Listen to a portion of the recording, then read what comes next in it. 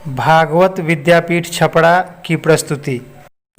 मैं प्रकाश सिंह आप सभी छात्रों के उज्जवल भविष्य की मंगलमय कामना करता हूँ।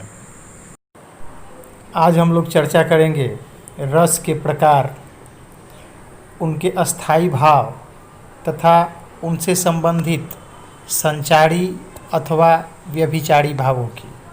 आधुनिक हिंदी में 11 रस हैं।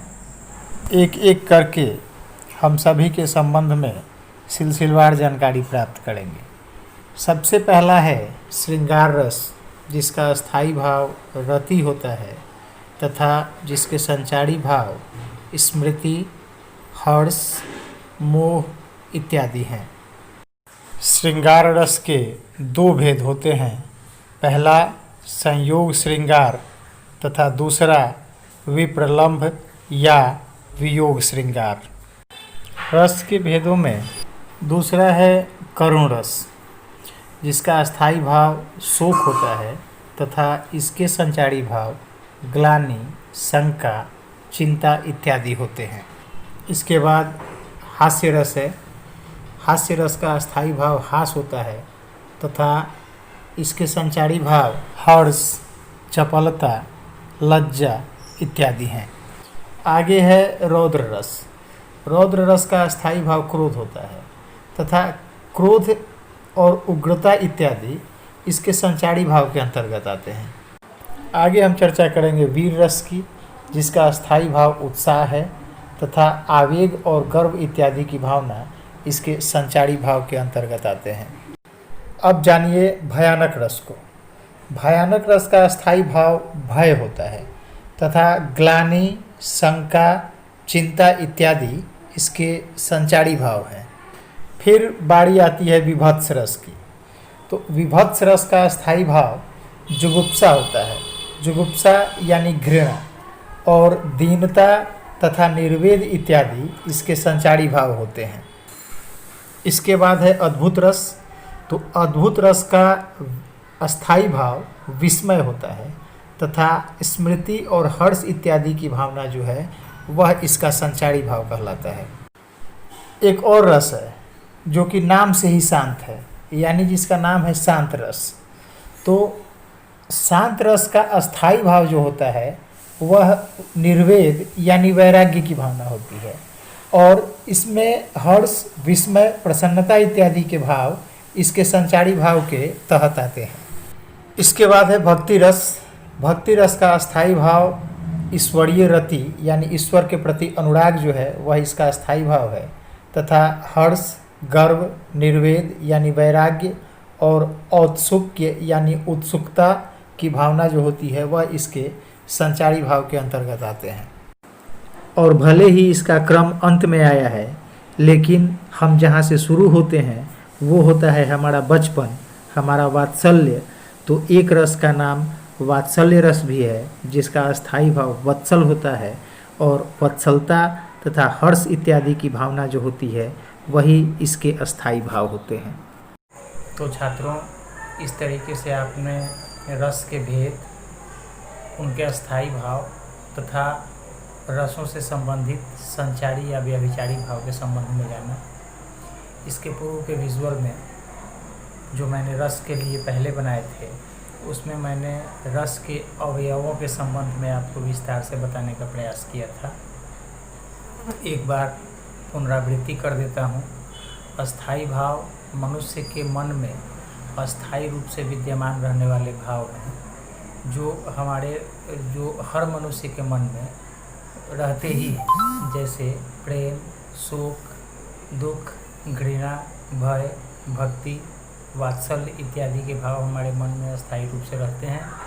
अनुकूल परिस्थिति में ये हमारे मन से बाहर निकलते हैं, इनको हम जाहिर करते हैं। विभाव किसी व्यक्ति, वस्तु या स्थिति जो भाव उत्पन्न करने के कारण बनते हैं, अर्थात जिनके चलते भाव उत्पन्न होते हैं, वो विभाव कहलाते हैं। आलंबन वह व्यक्ति या पात्र जिसके सहारे अस्थाई भाव की उत्पत्ति होती है, जिसके सहारे अस्थाई भाव हमारे मन में आते हैं, वो आलंबन कहलाते हैं। आश्रय वह व्यक्ति होता है जिसके मन में भाव आता है। विषय, जिसके लिए भाव उत्पन्न होते हैं, वह विषय कहलाता है। उद्दीपन, भाव को तीव्र करने वाला कारक है, भाव को तीव्र बनाने वाला कारक है। अनुभाव, अस्थाई भाव के बाद उत्पन्न होने वाली स्थिति को अनुभाव कहा जाता है। सात्विक, स्वतः प्रकट होने वाले अनुभाव हैं। कायिक, शरीर या काया की स्थिति को देखते हुए मन में जो भाव उत्पन्न होते हैं, जो शारीरिक होते हैं, वो कायिक कहलाते हैं। वाचिक, संवाद से संबंधित हैं।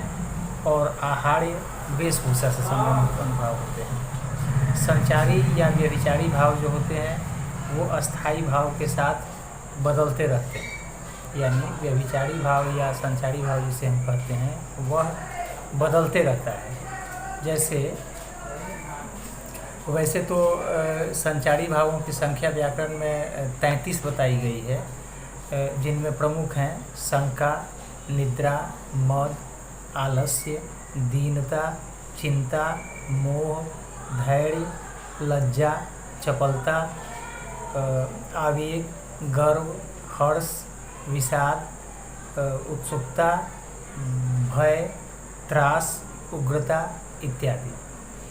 तो इस तरीके से रस के भेद, रस के अवयवों की चर्चा हो चुकी है। आप इन्हें समझने का प्रयास करें, इन्हें याद रखने का प्रयास करें। परीक्षा में एक एक नंबर के 2 प्रश्न रस और उनके अस्थाई और रस और उसके अस्थाई भाव से संबंधित पूछे जाते हैं। अब आइए बात करते हैं एक बार फिर से संक्षेप में रस के भेदों की तथा इसके अस्थाई भाव तथा संचारी भाव की। तो सबसे पहले श्रृंगार रस है। श्रृंगार रस का अस्थाई भाव रति होता है तथा इसके संचारी भाव स्मृति, हर्ष, मोह इत्यादि होते हैं। हास्य रस होता है। हास्य रस का अस्थाई भाव हास है तथा हर्ष, चपलता, लज्जा इत्यादि इसके संचारी भाव हैं। शोक, करुण रस का अस्थाई भाव है और इसके संचारी भाव ग्लानि, शंका, चिंता इत्यादि होते हैं। क्रोध, रौद्र रस का अस्थाई भाव है। उग्रता, आवेग इत्यादि इसके संचारी भाव है। वीर रस का अस्थाई भाव उत्साह है तथा आवेग, गर्व इत्यादि इसके संचारी भाव हैं। भयानक रस का अस्थाई भाव भय है और ग्लानि, शंका, चिंता इत्यादि इसके संचारी भाव या व्यभिचारी भाव हैं। जुगुप्सा या घृणा विभत्स रस का स्थायी भाव है और दीनता, निर्वेद आदि इसके संचारी भाव हैं। अद्भुत रस का स्थायी भाव विस्मय होता है तथा हर्ष, स्मृति आदि इसके संचारी भाव हैं। शांत रस का स्थायी भाव निर्वेद होता है, वैराग्य से संबंधित, और हर्ष, प्रसन्नता, विस्मय इत्यादि इसके संचारी भाव हैं। फिर वात्सल्य रस है। तो वात्सल्य रस का अस्थाई भाव वत्सल यानी जिसमें बचपना झलकता है वो होता है और वत्सलता, हर्ष इत्यादि इसके संचारी भाव हैं। तथा भक्ति रस है। तो भक्ति रस का अस्थाई भाव ईश्वरीय अनुराग, ईश्वरीय प्रेम, ईश्वरीय रति होता है और इसके भी संचारी भाव हर्ष, गर्व, निर्वेद इत्यादि होते हैं। श्रृंगार रस 2 तरीके का होता है, संयोग श्रृंगार रस तथा विप्रलंभ या वियोग श्रृंगार रस। संयोग श्रृंगार रस में नायक और नायिका के मिलन की बात की जाती है।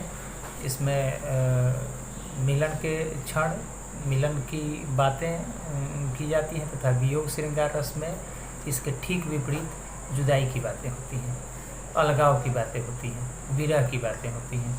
तो ये है रस से संबंधित रसों के भेद, उनके अस्थाई भाव, विभाव, अनुभाव इत्यादि के संबंध में ये जानकारी आपको दी गई।